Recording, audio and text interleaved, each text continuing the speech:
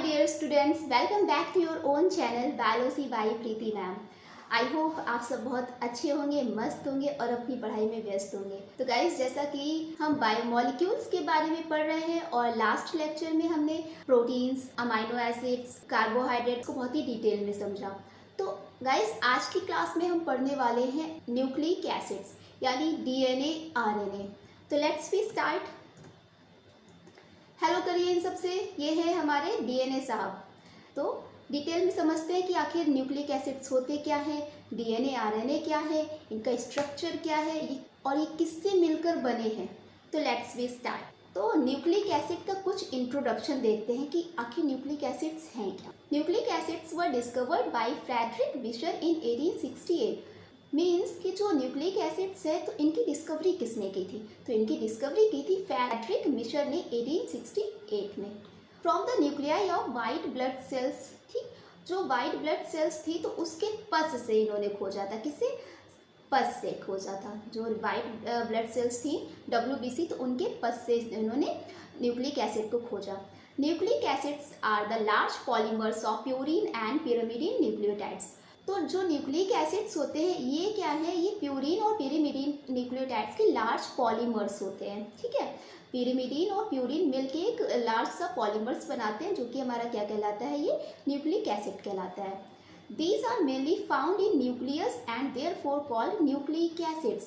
Means कि जो nucleic acid है ये किस में खोजे गए थे, किस में पाए गए, ये न्यूक्लियस में पाए गए। तो इसलिए इनका नाम क्या दिया गया, nucleic acid. Nucleic acid play a central role in the formation of body proteins. Means कि जो न्यूक्लिक एसिड्स हैं इनका बहुत ही इंपॉर्टेंट रोल होता है in formation of body protein. ठीक है, next, they also responsible for the transmission of characters to offspring। Means कि जो न्यूक्लिक एसिड्स है यानी डीएनए, तो यही क्या है, यही रिस्पॉन्सिबल होते हैं कैरेक्टर्स को ट्रांसफ़र करने में from one generation to next generation में। तो भाई जो हम हैं तो हमारे अंदर हमारे पेरेंट्स के जो कैरेक्टर्स है वो कैसे आए, वो इसी डीएनए के ही कारण आए। ठीक, two important nucleic acids are deoxyribonucleic acid and ribonucleic acids यानी डीएनए और आरएनए। तो इनको भी हम बहुत ही डिटेल में समझेंगे सारा कुछ। नाउ अब इसका कुछ हिस्टोरिक बैकग्राउंड देख लेते हैं कि जो न्यूक्लिक एसिड्स है आखिर इसकी डिस्कवरी कैसे हुई और इसका न्यूक्लिक एसिड नाम कैसे पड़ा। ठीक, तो फर्स्ट है फ्रेडरिक मिशर इन 1869। इन्होंने क्या किया, फर्स्ट आइडेंटिफाई डीएनए फ्रॉम पस सेल्स ऑफ WBC। मीन्स कि जो डीएनए है तो आइडेंटिफाई सबसे पहले किसने किया, तो ये फ्रेडरिक मिशर ने किया 1869 में। किससे? जो WBC सेल्स होती है ना उसके पस से। क्योंकि देखिए ये जो पस है ये है एक्चुअल में क्या, जो WBC है वो जब डेड हो जाती है तो वही पस बन जाता है। तो इसी पस से फ्रेडरिक मिशर ने एक सब्सटेंस खोजा जिसको इन्होंने न्यूक्लियन का नाम दिया। ठीक है, इसे इन्हें क्या मिला, he found a substance and called nucleon. ठीक है, तो उसे ही इन्होंने क्या नाम दिया, न्यूक्लियन। ये है हमारे फ्रेडरिक मिशर। ठीक है, और इन्होंने ये कोई एक सेल है तो इसके न्यूक्लियस में ही इन्होंने खोजा था। ठीक है, क्योंकि भाई ये न्यूक्लियस में खोजा गया तो इसलिए इसका नाम पड़ा न्यूक्लियन, इन्होंने नाम रखा। ठीक है, now comes to Richard Altmann. अब भाई रिचर्ड अल्टमान आए इन 1889। तो इन्होंने क्या किया, इन्होंने देखा कि जो न्यूक्लियन है तो इसका नेचर कैसा है, इसका नेचर एसिडिक है। ठीक है, तो इसका नेचर एसिडिक है तो that's why Richard called him nucleic acid. तो इस तरह से इसका नाम पड़ा न्यूक्लिक एसिड। ठीक, और ये हमारे रिचर्ड अल्टमान। ठीक, नाउ नेक्स्ट, इसके बाद फिर आए Rosalind Franklin and Morris Wilkins. अब इन्होंने क्या किया, डीएनए का इन्होंने एक्सरे डिफ्रैक्शन इमेजेस कलेक्ट की। ठीक, तो ये क्या है, ये रोजलिंड फ्रैंकलिन है और मॉरिस विल्किंस है। और ये हमारा क्या है, एक्सरे डिफ्रैक्शन ऑफ डीएनए। और ये क्वेश्चन आपसे पूछा जाता है कि एक्सरे डिफ्रैक्शन ऑफ डीएनए किसने किया था, तो your answer is Rosalind Franklin and Morris Wilkins. देखिए इसके बाद है JD वॉटसन एंड FHC क्रिक इन 1953। तो इन्होंने क्या किया, जो रोजलिंड फ्रैंकलिन और मॉरिस विल्किंस ने जो एक्सरे डिफ्रैक्शन किया था डीएनए का, तो उसी पे फर्दर स्टडी करके डीएनए का डबल हेलिकल स्ट्रक्चर दिया। ठीक है, डबल हेलिकल स्ट्रक्चर दिया इन्होंने। तो ये कौन है, ये हमारे वॉटसन एंड क्रिक हैं। ठीक, नेक्स्ट, इसके लिए इन्हें क्या है, नोबेल प्राइज़ भी मिला। क्रिक, वाटसन और विल्किंस को इनके इस काम के लिए इन्हें नोबेल प्राइज़ मिला था। ठीक, तो ये भी आपको ध्यान रखना है। Now comes to nucleic acid structure. तो nucleic acids are polynucleotides and their building blocks are nucleotides. जो न्यूक्लिक एसिड्स हैं ये है क्या, एक्चुअल में पॉलीन्यूक्लियोटाइड्स हैं, और इनका बिल्डिंग ब्लॉक्स क्या है, न्यूक्लियोटाइड्स हैं। क्योंकि भाई बहुत सारे न्यूक्लियोटाइड्स जुड़ते जाते हैं और ये बड़ा सा स्ट्रक्चर बना लेते हैं, तो उसे हम बोल रहे हैं पॉलीन्यूक्लियोटाइड्स। तो न्यूक्लिक एसिड्स क्या है, ये पॉलीन्यूक्लियोटाइड्स हैं। अब क्या है, हमें इसमें कुछ नाइट्रोजनस बेसेस भी होते हैं, तो वो हम देख लेते हैं कि ये आखिर ये क्या है। तो नाइट्रोजन बेसेस जो होते हैं ये दो तरीके के होते हैं, प्यूरिन और पिरिमिडीन। अब प्यूरिन में ही क्या आते हैं, दो आते हैं, एक एडेनिन और ग्वानिन, एंड पिरिमिडीन्स में क्या आते हैं, थायमिन, साइटोसिन एंड यूरेसिल। अब देखिए इसमें जो यूरेसिल है ये क्या है, ये आपका आरएनए में पाया जाता है। किसकी जगह, थायमिन की जगह। थायमिन की जगह क्या पाया जाएगा, यूरेसिल पाया जाएगा। सो remember it. Now purines and pyrimidine. अब इनको हम बहुत ही अच्छे से समझ लेते हैं कि आखिर प्यूरिन क्या है और पिरिमिडीन क्या है। तो these are 9 membered structure and double ring is found. तो ये क्या है भाई, ये क्या है, हमारा प्यूरिन है। तो कितने मेंबर है इसमें, 9 है, और कितनी रिंग है, डबल रिंग पाई जा रही है। एक ये रिंग है और ये एक ये है। ठीक, number of carbon atom in ring are 5। So number of carbon कितने हैं इसमें, 5 होंगे। And they have 4 nitrogen atom at position 1, 3, 7 and 9। कि जो प्यूरिन है तो इनमें जो नाइट्रोजन एटम है वो कौन कौन सी पोजीशन पे होगा, तो वो होगा 1 पे, 3 पे, 7 पे और 9 पे। So remember it. And they have large molecular weights. तो जो प्यूरिन्स है तो इनका जो मॉलिकुलर वेट होता है बहुत ही ज़्यादा होता है। तो इसके एग्जाम्पल में क्या आ जाएंगे, एडेनिन और guanine. Now next is pyrimidine. So pyrimidine क्या है, ये 6 मेंबर्ड स्ट्रक्चर होता है, as you can see in this picture, and single ring is found. कितनी, कैसी है रिंग में, सिंगल ही तो है इसमें। ठीक, number of carbon atoms are 5।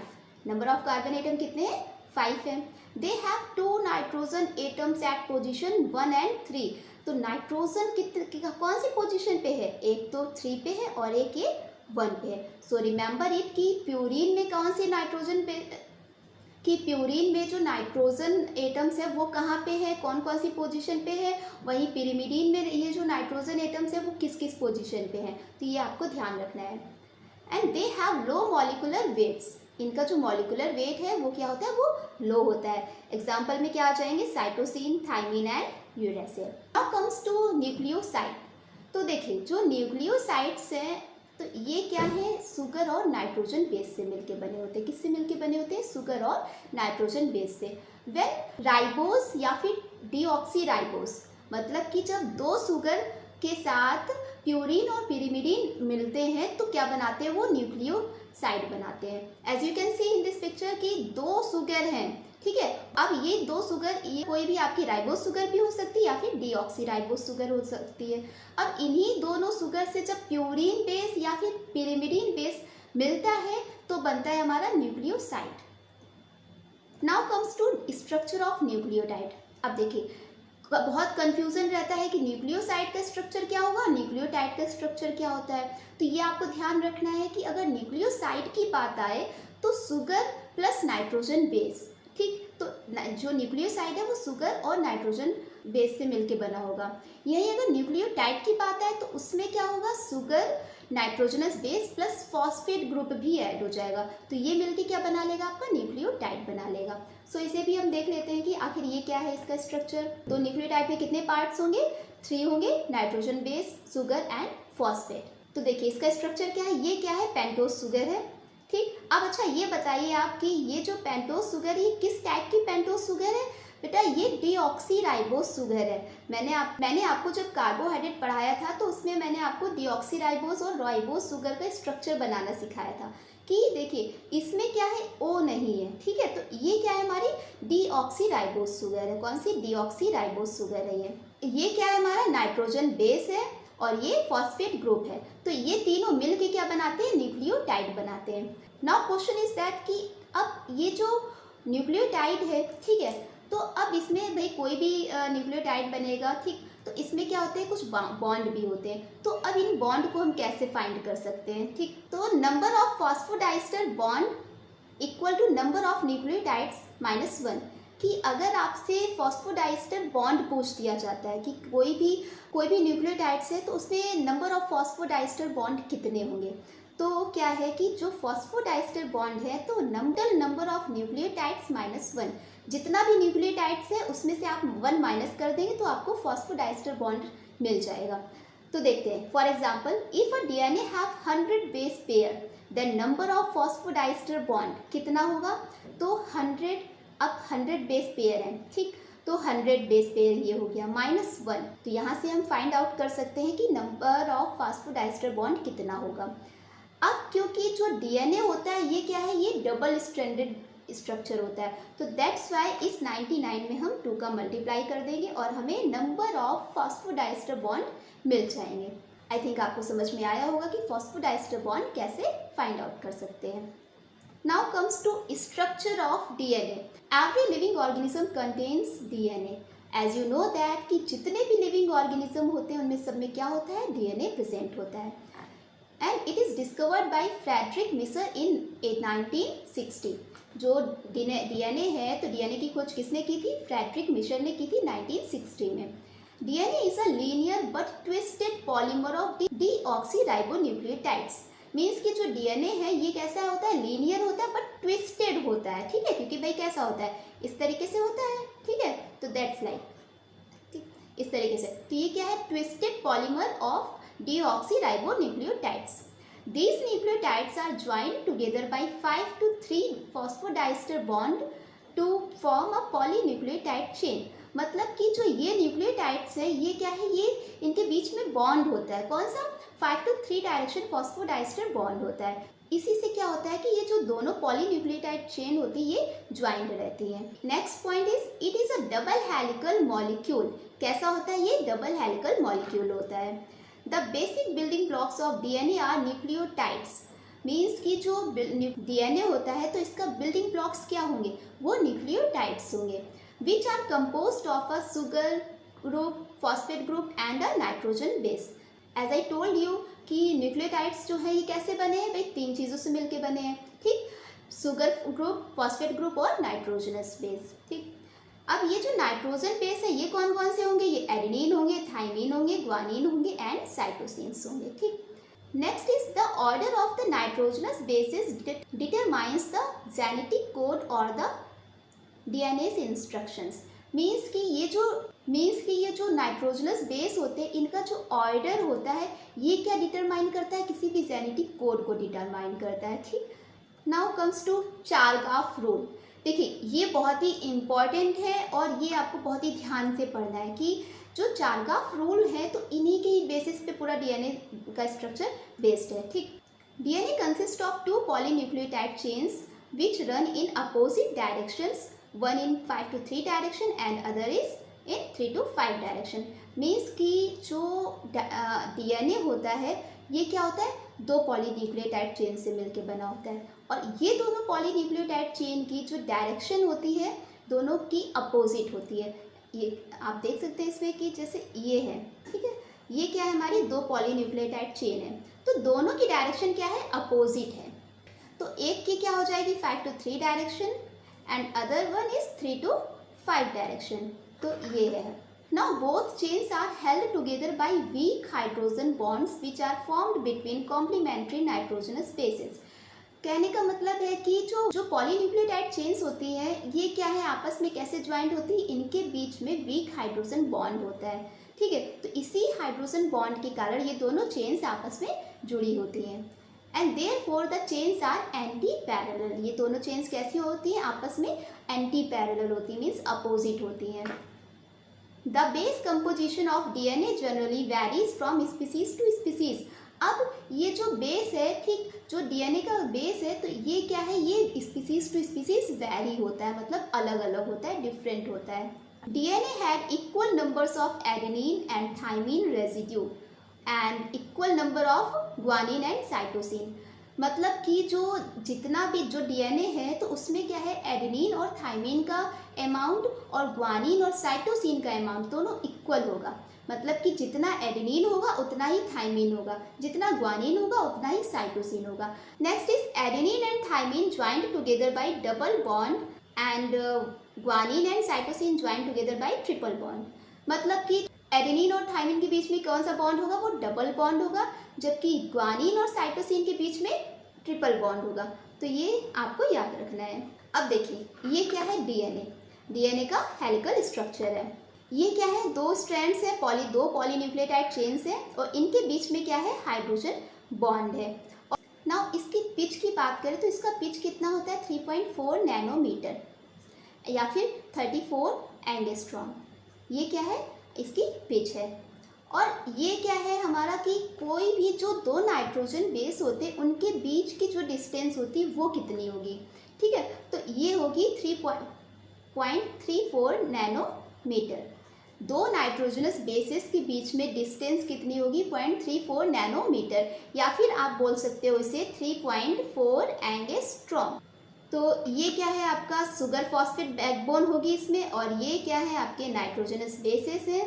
और दो पॉलीपेप्टाइड चेन के बीच की डिस्टेंस कितनी होती है, 2 नैनोमीटर। तो this is a double helical structure of DNA.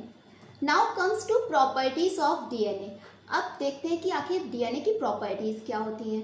तो first is TM value, means की temperature of melting.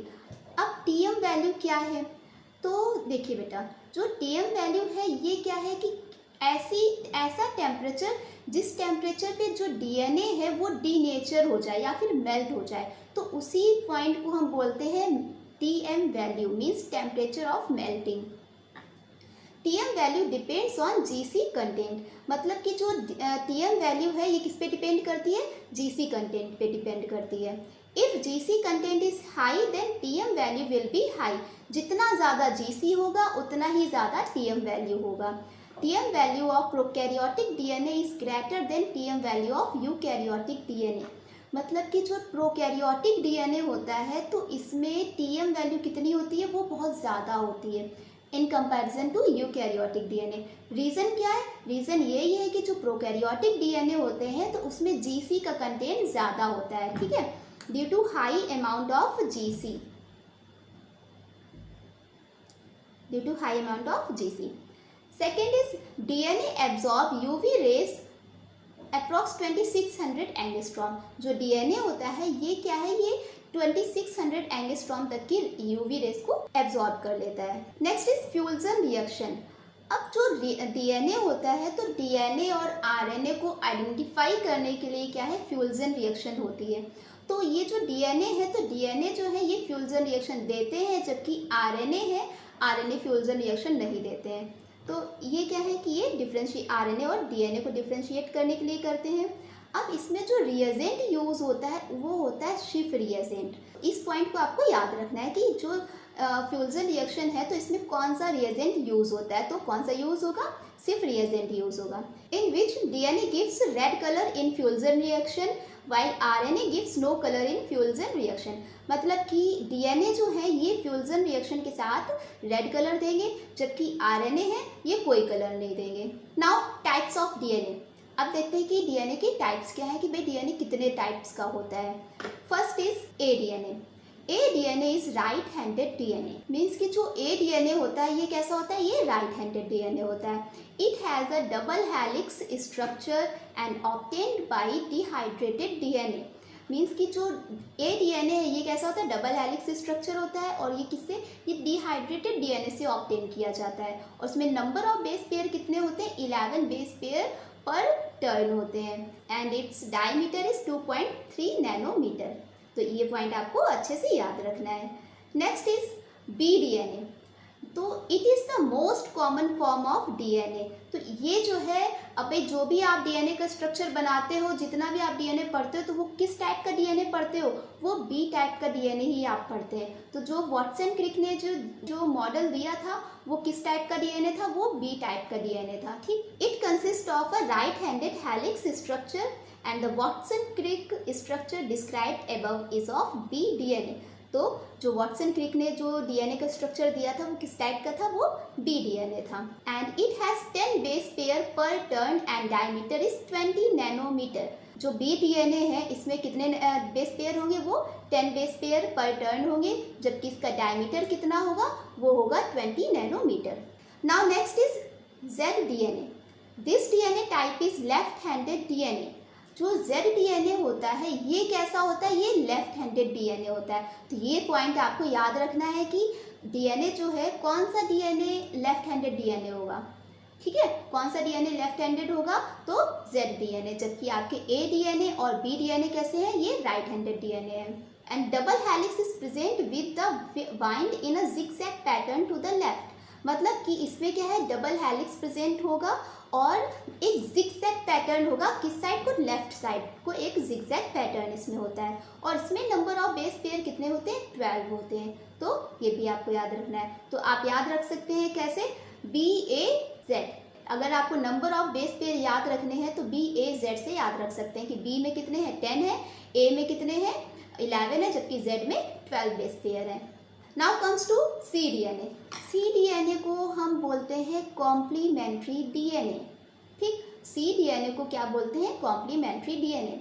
Molecules and synthesised from the latter by the action of reverse transcription enzyme. तो जो complementary DNA है इसको कैसे बनाया जाता है, इस पर रिवर्स ट्रांसक्रिप्शन एंजाइम की जब रिएक्शन कराई जाती है तब बनता है complementary DNA. It is a single strand molecule and it is complementary to mRNA. Now comes to functions of DNA. अब देखते हैं कि आखिर डीएनए के फंक्शंस क्या हैं। तो इतना तो आपको पता है कि भाई सब हमेशा से पढ़ते आ रहे हैं कि जो डीएनए है ये क्या होता है, एक जेनेटिक मटेरियल के जैसे काम करता है और जेनेटिक इन्फॉर्मेशंस को ट्रांसफ़र करता है one generation to another generation. ना कुछ इसके अदर फंक्शंस भी हैं तो वो भी देखते हैं इनके। Let's see. DNA is the genetic material in all organism except some viruses like retroviruses. Means कि जो DNA है ये क्या है, एक जेनेटिक मटेरियल होता है सभी लिविंग ऑर्गेनिज्म में, except some viruses like retroviruses. मतलब कि रेट्रोवायरस को छोड़ के सभी लिविंग ऑर्गेनिज्म में DNA as a genetic material होता है। It carries genetic information which is transferred from one generation to another generation. Means कि जो डीएनए है तो डीएनए में क्या होता है, जेनेटिक इन्फॉर्मेशंस होती हैं और ये एक जनरेशन से दूसरी जनरेशन में ट्रांसफ़र होता है। DNA is the blueprint of all informations which are necessary for the proper functionings of the cell and organisms. देखिए जो डीएनए होता है ये क्या होता है, सभी इंफॉर्मेशंस का एक ब्लूप्रिंट होता है जो कि किसी भी सेल्स की फंक्शनिंग के लिए बहुत ही इम्पॉर्टेंट होता है, ठीक। Next is DNA is responsible for the formation of RNA. जो डीएनए है तो ये क्या है, ये आरएनए के फॉर्मेशन के लिए इम्पॉर्टेंट होता है। कैसे, जो डीएनए होता है, डीएनए में ये क्या होता है, डीएनए पॉलीमरेज होता है, ठीक है, ये इसके टाइप्स होते हैं, तो उसके हेल्प से ही आरएनए का फॉर्मेशन होता है। तो that's Y DNA is responsible for the formation of RNA. Next point is DNA along with histone protein gives rise to chromosomes. अब देखो अगर डीएनए में हिस्टोन प्रोटीन भी जुड़ जाएगी तो वो क्या बन जाएगा, वो क्रोमोसोम्स बन जाएगा। तो हम कह सकते हैं कि जो डीएनए है तो उसमें हिस्टोन प्रोटीन भी जब जुड़ जाती है तो वो क्या बना लेता है, वो क्रोमोसोम्स बना लेता है। Next is DNA undergoes recombination that result in the formation of new characters. अब देखिए कि रिकॉम्बिनेशन क्या होता है, कि जो डीएनए होते हैं ये रिकॉम्बिनेशन इनमें होता है जिससे क्या होता है, नए कैरेक्टर्स फॉर्म होते हैं। रिकॉम्बिनेशन होता क्या है कि जो क्रॉसिंग ओवर होती है। अब समझिए कि क्रॉसिंग ओवर क्या होता है। तो जो क्रॉसिंग ओवर होता है तो ये क्रोमोसोम्स के बीच में होता है, ठीक है। जैसे कि ये क्या है, ये एक अदर क्रोमोसोम्स है और एक ये अदर क्रोमोसोम है, तो ये क्या है, क्रॉसिंग ओवर हुआ। जब क्रॉसिंग ओवर होता है तो होता क्या है बेटा, जो जेनेटिक इन्फॉर्मेशंस होती है वो एक क्रोमोसोम से दूसरे क्रोमोसोम्स में ट्रांसफ़र हो जाती हैं, ठीक है। तो इससे क्या होता है, कोई नया कैरेक्टर फॉर्म हो जाता है। तो that's why crossing over is responsible for formation of new characters. Now comes to RNA या फिर ribonucleic acid. Let's see RNA क्या होते हैं। So RNA is another nucleic acid which is present in nucleus and as well as in cytoplasm. तो जो RNA है ये भी क्या है, एक न्यूक्लिक एसिड है और ये क्या है, ये न्यूक्लियस में प्रेजेंट होता है as well as in cytoplasm. अब देखिए, जो आपने डीएनए पढ़ा था तो डीएनए सिर्फ किस में पाया जा रहा था, न्यूक्लियस में पाया जा रहा था, जबकि आरएनए है ये न्यूक्लियस में भी होगा और साइटोप्लाज्म में भी हो सकता है। It plays important role in protein synthesis of ribosomes. जो आरएनए होते हैं ये क्या है, ये प्रोटीन सिंथेसिस में इम्पॉर्टेंट रोल प्ले करते हैं। अब समझते हैं कि जो आरएनए है इसका स्ट्रक्चर कैसा होता है। So let's see. RNA consists of single polynucleotide chain and therefore it exists as a single strand. Means कि जो RNA होता है ये कैसा होता है, ये सिंगल स्ट्रैंडेड स्ट्रक्चर होता है, इसमें सिर्फ सिंगल पॉलीन्यूक्लियोटाइड चेन पाई जाएगी। बट रिमेंबर इट, इसका एक एक्सेप्शन भी है। क्या है, in reovirus double stranded RNA is found. तो ये आपको याद रखना है कि जो आरएनए है, वैसे तो आरएनए कैसा है, सिंगल स्ट्रैंडेड स्ट्रक्चर होता है, लेकिन जो रियो वायरस होता है, रियो वायरस में जो आरएनए है ये कैसा होगा, ये डबल स्ट्रैंडेड आरएनए होगा। Next is polynucleotide contains of ribonucleotides. जो पॉलीन्यूक्लियोटाइड्स होंगे इसमें क्या होगा, इसमें राइबोन्यूक्लियोटाइड्स होगा। अब राइबोन्यूक्लियोटाइड क्या है कि देखिए, आपने जब डीएनए पढ़ा तो उसमें क्या था, डीऑक्सी राइबोन्यूक्लियोटाइड्स था। आरएनए में क्या है, राइबोन्यूक्लियोटाइड्स है। मतलब कि जो राइबो मतलब राइबोस शुगर, जो आरएनए है, आरएनए में कौन सी शुगर है, राइबोस शुगर है, तो that's why we called them ribonucleotide. जबकि डीएनए में कौन सी शुगर है, डीऑक्सी राइबोस शुगर, तो that's why we call them deoxy ribonucleotides. Next is ribonucleotides contain ribose sugar, a phosphate radical and one nitrogenous base. जो ribonucleotides होते हैं इनमें क्या होगा, राइबोस शुगर होगा, फॉस्फेट रेडिकल होगा और नाइट्रोजनस बेसिस होगा। Next, various nucleotides in RNA are also join together by phosphodiester bond to form polynucleotide chain. मतलब कि जो बहुत सारे राइबोन्यूक्लियोटाइड्स होते हैं तो ये क्या होता है, फॉस्फोडाइस्टर बॉन्ड से ये अटैच हो जाते हैं, ज्वाइंट हो जाते हैं और पॉलीन्यूक्लियोटाइड चेन बना लेते हैं। Now the nitrogenous base present in RNA nucleotides are adenine, guanine, cytosine and uracil. अब देखिए, जो डीएनए था, डीएनए में कौन से नाइट्रोजनस बेसिस थे, 4 तरीके के उसमें भी नाइट्रोजनस बेसिस थे, जिसमें एडेनिन, ग्वानिन, साइटोसिन और थाइमिन था। जबकि आरएनए में क्या है, आरएनए में भी चारों यही नाइट्रोजनस बेस होंगे, लेकिन थाइमिन की जगह यहाँ पे क्या होता है, यूरेसिल होता है। सो रिमेंबर इट कि जो डीएनए है, डीएनए में थाइमिन होगा, जबकि आरएनए में क्या होगा, यूरेसिल होगा। किसकी जगह, थाइमिन की जगह यूरेसिल होगा। Now next point is RNA does not follow Chargaff's rule, means guanine is not equal to cytosine. मतलब कि जो चारगाफ रूल है ये आरएनए फॉलो नहीं करता है, ठीक है, चारगाफ रूल को आरएनए फॉलो नहीं करता है। तो दैट्स वाई जो अमाउंट ऑफ ग्वानिन है वो साइटोसिन के इक्वल नहीं होगा। तो इसी तरीके से एडेनिन और यूरेसिल जो है ये इक्वल नहीं होंगे, मतलब ज़रूरी नहीं है कि एडेनिन और जितना एडेनिन हो उतना ही यूरेसिल हो। Next is the chain of RNA strand has well defined ends and one and is 3 while other is 5 and. मतलब कि जो आरएनए है तो आरएनए का जो स्ट्रैंड होता है इसमें वेल डिफाइंड एंड होते हैं, ठीक है, जिसमें कि एक एंड आपका 3 प्राइम होगा, जबकि दूसरा क्या दूसरा हो जाएगा 5 प्राइम, ठीक। तो ये हो गया आपका आरएनए का स्ट्रक्चर। और ये क्या है, आपके एडेनिन है, ग्वानिन है, साइटोसिन है एंड यूरेसिल का स्ट्रक्चर है। Now next, types of RNA. अब बेटा समझते हैं कि जो आरएनए है इसके टाइप्स कितने होते हैं। तो बेसिकली जो आरएनए है, आरएनए को 3 टाइप्स में डिवाइड किया गया है। फर्स्ट इज राइबोसोमल आरएनए यानी आरआरएनए। तो these constitute more than 80% of the total RNA contents of the cell. Means कि जितना भी आरएनए होता है उसमें सबसे ज़्यादा अमाउंट किसका होता है, वो राइबोसोमल आरएनए का ही होता है, ठीक है। किसी भी सेल में जो आरएनए है, तो आरएनए में भी कौन सा टाइप का आरएनए होगा, सबसे ज़्यादा राइबोसोमल आरएनए होगा, 80% होता है, ठीक। ये क्या होता है, most stable and produced in nucleolus. तो जो आरएनए है तो ये क्या होता है, सबसे स्टेबल होता है और ये प्रोड्यूस कहाँ पे होगा, ये न्यूक्लियोलस में प्रोड्यूस होगा। तो ये पॉइंट भी आपको याद रखना है। Next is found in ribosome, और ये किस में पाए जाएंगे, राइबोसोम में। और राइबोसोम को हम क्या बोलते हैं, फैक्ट्री ऑफ प्रोटीन सिंथेसिस, ठीक है। तो जो राइबोसोम्स होता है ये प्रोटीन सिंथेसिस का फैक्ट्री कहलाता है। तो ये क्या है, हमारा राइबोसोमल आरएनए है, ठीक, ये प्रोटीन है और ये राइबोसोमल आरएनए है। नेक्स्ट इज मैसेंजर आरएनए यानी एमआरएनए। तो इसकी डिस्कवरी किसने की थी? इसकी डिस्कवरी की थी हक्सले, वॉल्किन एंड एस्ट्राचेन ने की थी। And this is least concentration and least stable.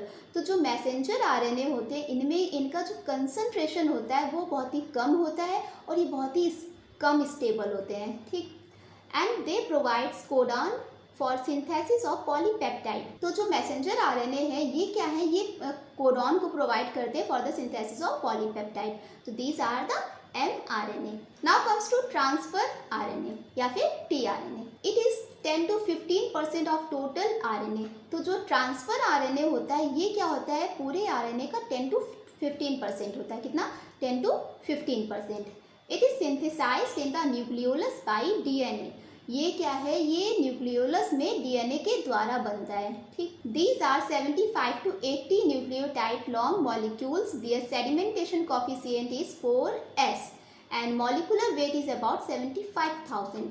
तो जो ट्रांसफर आरएनए होते हैं तो इनमें क्या है, कितने न्यूक्लियोटाइड्स होंगे, 75 से 80 न्यूक्लियोटाइड्स प्रेजेंट होंगे। और इनका जो कोफिशिएंट होता है, सेडिमेंटेशन कोफिशिएंट होता है, तो वो कितना होता है, वो 4s होता है। कितना होता है बेटा, 4s होता है।